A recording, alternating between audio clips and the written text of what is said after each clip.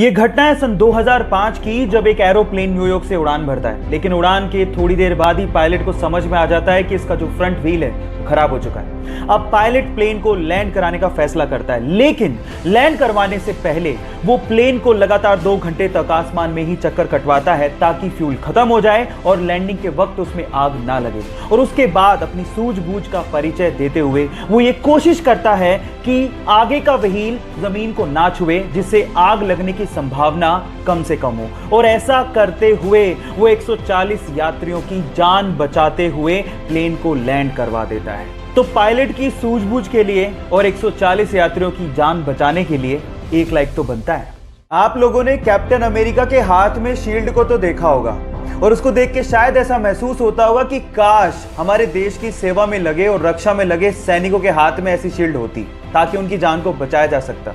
देखो, बाकी देशों का तो पता नहीं, लेकिन जापान ने अपने सैनिकों की रक्षा के लिए इससे भी ज्यादा एडवांस शील्ड बना ली है, जो कि मात्र 3 सेकंड में खोली जा सकती है। इनफैक्ट उसमें आर्टिफिशियल इंटेलिजेंस का इस्तेमाल भी किया गया है, जिससे अगर मान लो किसी ने बंदूक तान दी तो 3 सेकंड में वो अपने आप खुल जाती है ना गजब की बात। क्या आपके बात पहले से पता थी? नहीं पता थी तो चैट सेक्शन में लिखना मत भूलिएगा। दिल्ली के सरकारी स्कूल से रिटायर एक टीचर कीमत राय गुप्ता ने रिटायरमेंट के बाद अपने आप को बिजी रखने के लिए दिल्ली के भागीरथ पैलेस मार्केट में इलेक्ट्रिकल अप्लायंसेस की एक दुकान खोली। तब उनके पास एक सेल्समैन आया और उस सेल्समैन ने बातों ही बातों में एक जानकारी दी और कहा कि हेवेल्स नाम से एक छोटी सी फैक्ट्री है जिसे उसका मालिक बेचना चाहता है। तब कीमत राय गुप्ता ने 7 लाख रुपए देके हेवेल्स नाम की एक छोटी सी फैक्ट्री को खरीदा और रिटायरमेंट के बाद भी अपनी मेहनत के दम पे उस फैक्ट्री को मुनाफे में लाके खड़ा कर दिया। और गाइस, आज वो इंडिया की दूसरी सबसे बड़ी इलेक्ट्रिकल अप्लायंसेस बनाने वाली कंपनी है,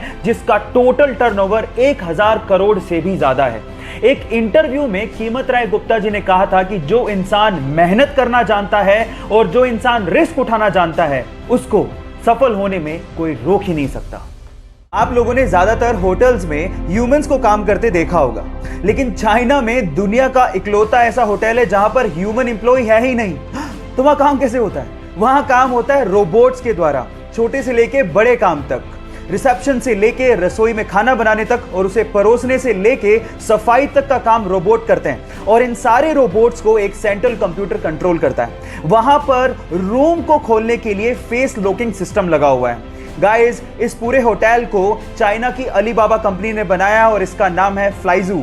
ऐसी टेक्नोलॉजी, ओह माय गॉड, मैंने तो पहले कभी नहीं देखी।